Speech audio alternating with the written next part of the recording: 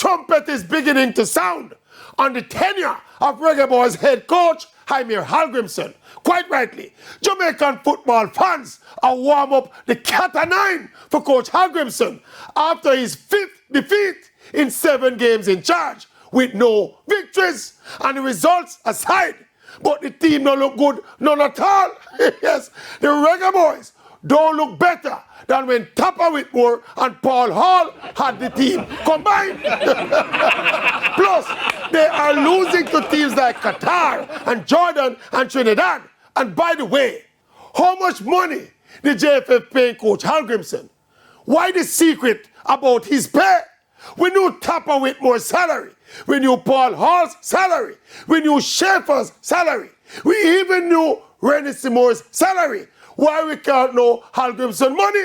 This coach came here with a reputation as a World Cup coach. He seemed to verbally dot all the I's and cross all the T's.